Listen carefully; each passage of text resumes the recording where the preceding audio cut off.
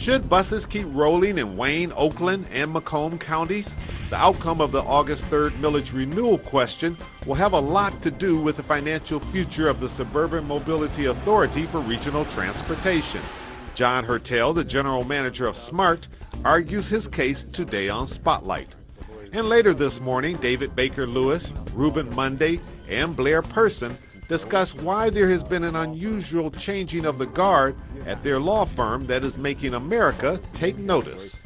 It's Sunday, July the 18th. I'm Chuck Stokes, and this is Spotlight.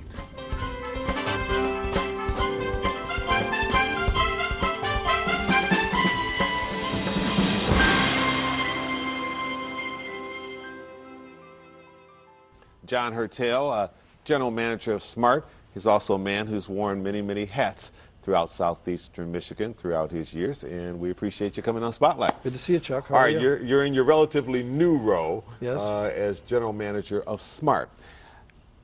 There'll be a laundry list on the August 3rd ballot. All the attention has been focused on the gubernatorial race. I don't think there are a lot of people who know that there will be a SMART millage on there for some of the counties, and may very well be surprised by it. Is that a good perception, or am I wrong as heck? No, you're absolutely right. I think the percentage of people that are aware that the millage renewal is going to be on the ballot is a very small percentage. And I think that the turnout is going to be a relatively small turnout, even though it's a gubernatorial election. So it's extremely important that we get the word out to people about what SMART is, what it does, and the fact that this is just a renewal of a millage that's already gone on for 12 years. And it's a 0.59 millage renewal. Yes, which is... and you know that sounds like a lot of words, so break that down for people. Yeah, it's actually 6/10, almost 6/10 of 1/10 of a penny. And if your house is valued, it has an SEV of 100,000, then it would be $59 a year. All right. When you say renewal, people immediately start thinking taxes. For clarification, this is not a new tax. Absolutely not a new tax. It has been approved 3 times previously. It has been paid by the public for 12 years. It is exactly the same tax that the public has been paying, and it is a renewal for an additional period of time. In Wayne and Macomb, it's a renewal for 4 years. In Oakland, it's only a renewal for 2 years.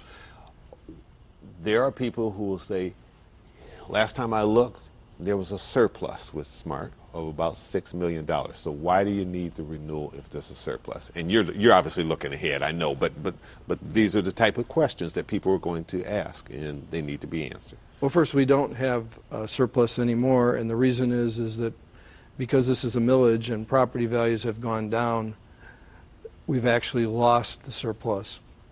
Because home values have gone down. Because home values have gone down. And in effect, this is the operating money that we have that provides about 45% of our budget directly. But on top of that, this is the matching money that we use to access federal and state funds for additional operating money. So ultimately, this turns out to be about 70-some% of our total budget. So if the millage isn't passed, SMART will not be able to operate. Explain to people what kind of domain you're looking at. You're talking, this affects what, about 640 buses, somewhere in that neighborhood? Pretty close. It's around 600 buses. All right. We square provide mileage? 1,200 square miles. We have 6,000 bus stops. And we're in a situation where we access about 60% of the jobs are within a quarter of a mile of our bus stops that are in the 3 suburban counties. If you have critics on this, they will say the system is too costly and the ridership is low. Your response? Well, it's important for people to know that first, 70% of our riders, which is 40,000 people a day, 70% of our riders are using SMART to get to work.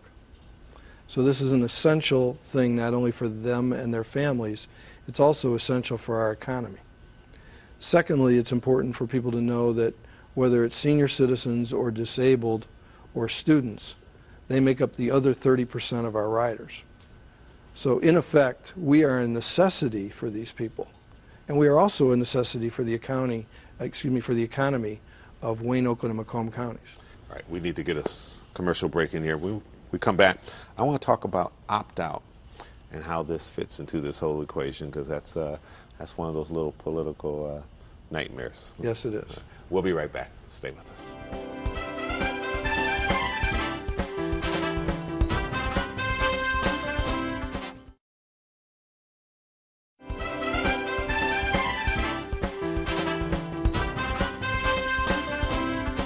John Hertel, you have support from the Chief Executive of Oakland County, the Chief Executive of Wayne County, and also the Chair of the Macomb County Board of Commissioners for this millage renewal, correct? Brooks Patterson, Bob Ficano, and Paul Gillingham all have come out in support. How important is that? It's extremely important. They're the leaders of their counties. It's particularly interesting because I think Brooks hardly ever supports a tax proposal, and this is a renewal, of course, but he strongly supports it. Grassroots support. Do you have it? Yes, we do. We have an organization that's been formed out in the community called Citizens for a Smart Future. John Moak is the chairman of that. It has a lot of community support, including a lot of money has been raised by that organization, and they're going to be doing advertising promoting the millage renewal. There's a thing called opt-out. Yes. A lot of people know what it is, but there are other people who I think aren't clear on what this is. All right. So in Wayne and in Oakland, communities have the option of opting out of SMART, and some have chosen to do that. Macomb is the only county which won't let their communities opt out, and everyone's in there. Obviously, if every community was involved, then that would make it a lot easier on you and your budget, and you wouldn't have to worry about who's in and who's out, especially if it's a larger type of city such as Livonia, right? Do you see that changing in any way, shape, or form? And if not, long-term wise, what impact will that have? Well, it's very strange. Allowing opt-outs in a transit system is like allowing an opt-out, I guess, on a highway or on a railroad. You just wouldn't do it. But unfortunately, both Oakland and Wayne set up the system that way, and many communities have opted out. I'm proud of the fact that with my history in Macomb in public office, that we did it right and have continued to do it right, because there are no opt-outs in Macomb. And that's why, by the way, the system works so much more efficiently, because it causes all kinds of problems, not only with our budget, but with our service, about the fact that we're driving along, picking up people, then we have to skip over communities where we can't pick anybody up because their community is not in the system. I don't see it changing through the SMART system. The only way this could change is if there's a regional transit authority that's approved by the legislature. And that segues me right into what I want to talk about next, and the big picture of regional transit in this area, of which you've had some experience with, quite a bit of experience. You were put in charge a few years ago by the Big Four to try to move this region forward on transportation. You were successful in getting the Big Four to sign off on a regional authority. You now have that legislation in Lansing, but it hasn't been approved yet. Do you think there's any chance that's going to get through the legislature this year in a highly political election year? And if not, where are we going to be left? Well, it's important to note the progress.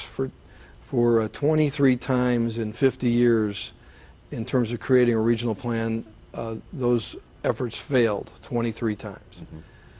We finally got a regional plan that is a complete plan that has been approved by the Big Four.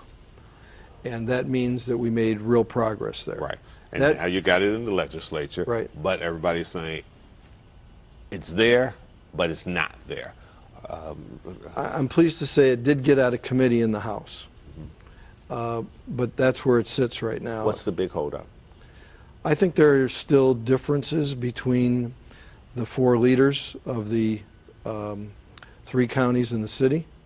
And City of Detroit. Right. And I certainly think there are also differences between those who lean towards a effort to possibly have private segments of this, and others who are particularly interested in protecting union jobs.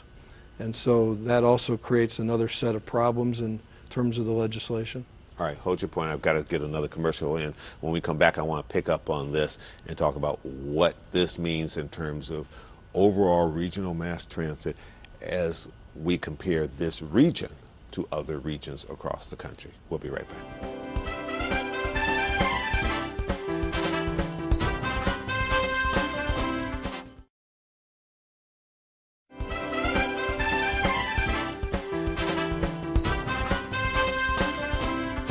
John Hertel, are you optimistic or pessimistic about where this region is going with regional mass transit system? All the different things we've talked about, whether it's the M1 rail line down Woodward or it's the link from Ann Arbor to Detroit and the links in the airport and all of that. I mean, compared to other cities, we're way behind the 8 ball. And do you think we're going to change, or are we just left in the dust here? Well, people need to know two major facts. One is, out of the 30 major metropolitan areas in the country, we are now the only one that does not have a modern mass transit system.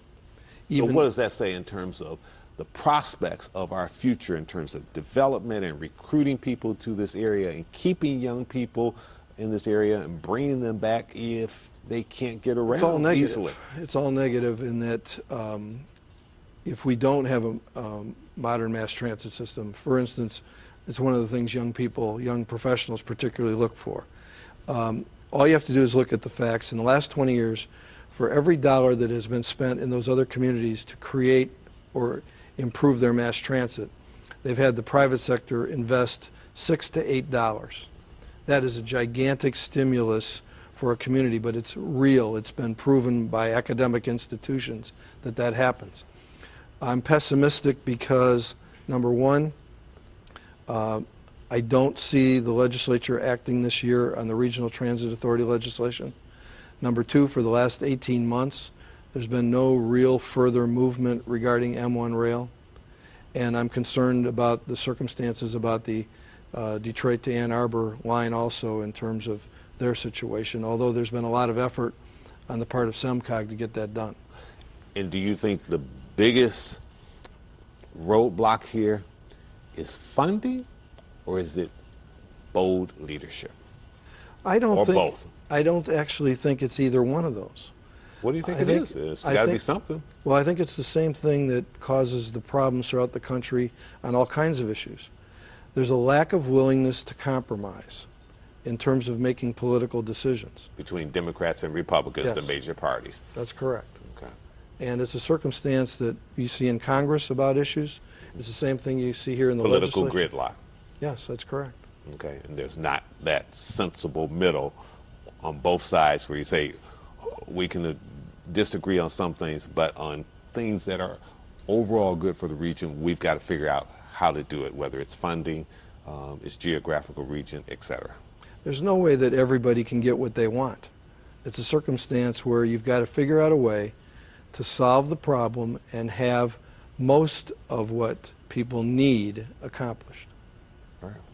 John Hertel, we'll see what happens with the big picture. In the meantime, August 3rd, the millage for SMART will be on the ballot, and we'll see what people do with that. In the meantime, if the SMART millage doesn't pass, then what we do have, we will lose. All right. John Hertel, thanks for coming in. We'll get you back. Obviously, we haven't solved this problem by any way, shape, or form. It's going to be with us for quite some time, but we'll keep cracking away at it. Thanks for this, Chuck. Thank you. All right. And coming up, we'll sit down with 3 attorneys about a changing of the guard in their law firm that's a little different and an interesting twist and may say a lot about the progress of race relations in this region. We'll be right back.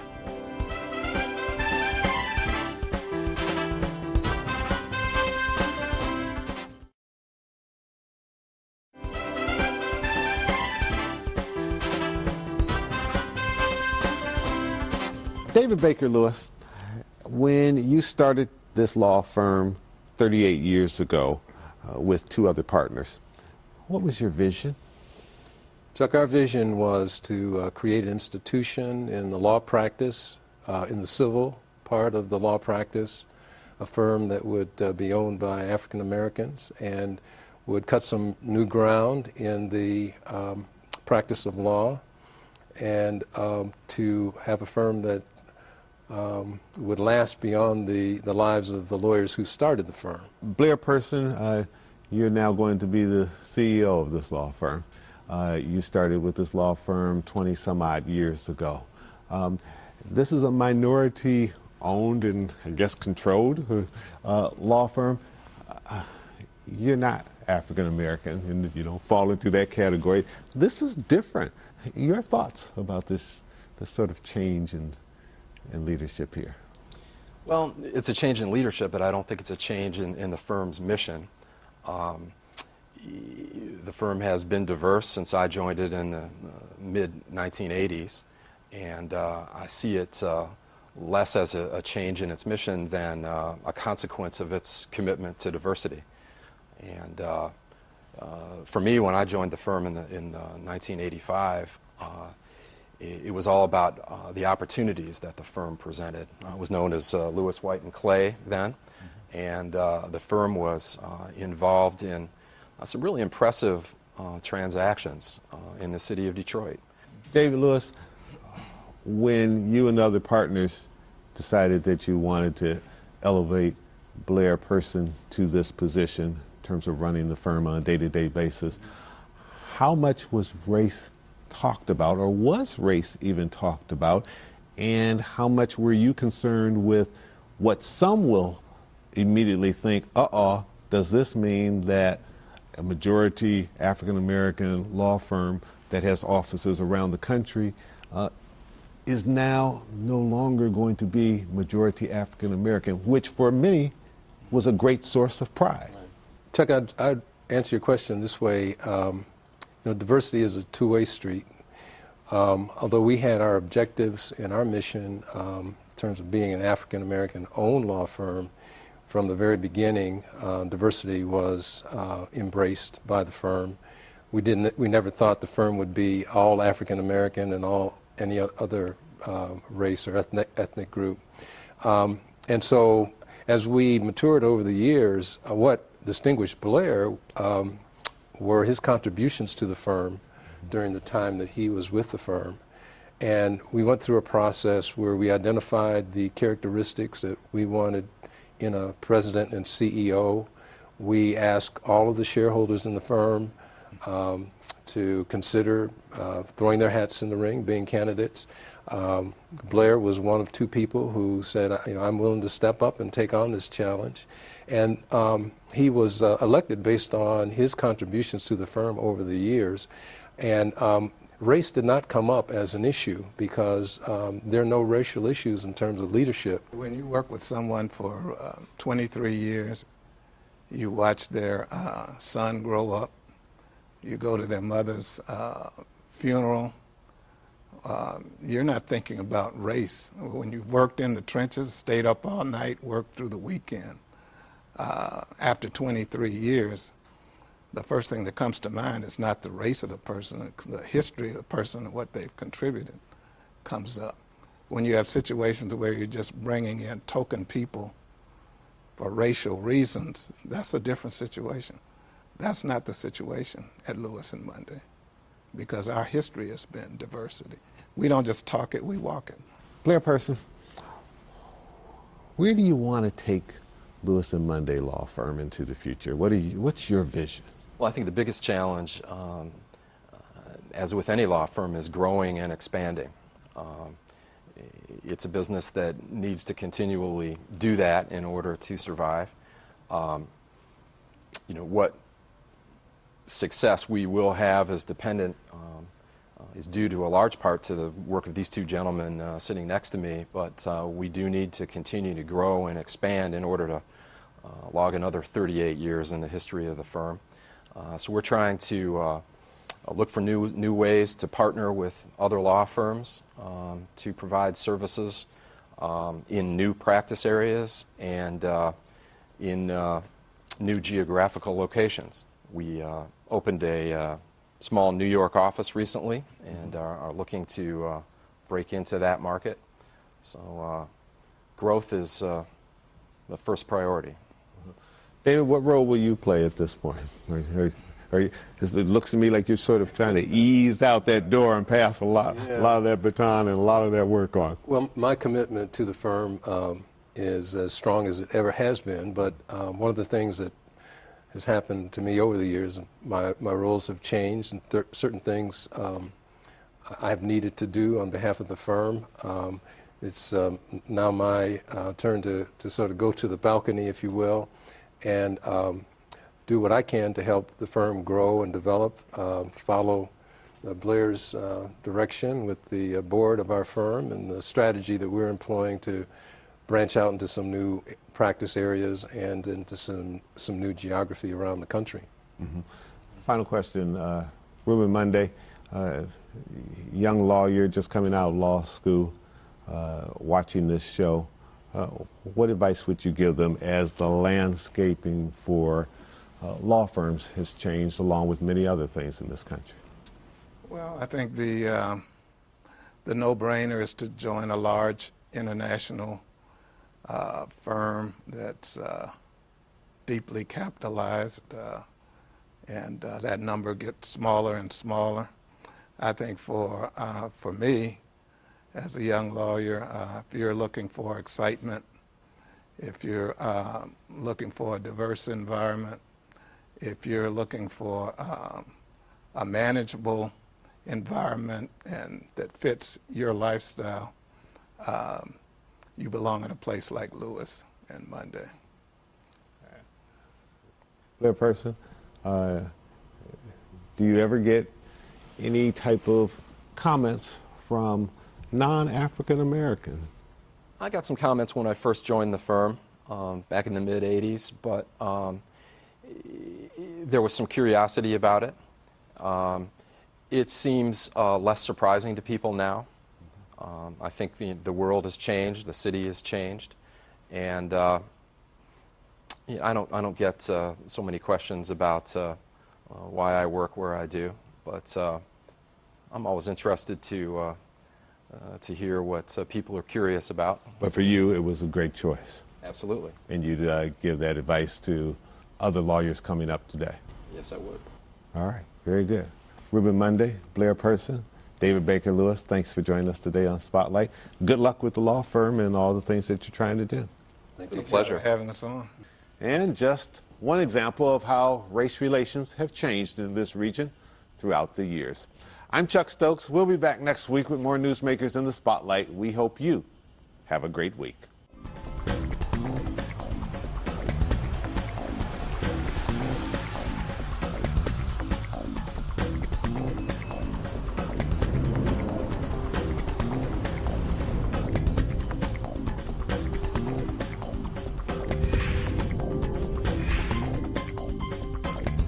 This Week is next on 7.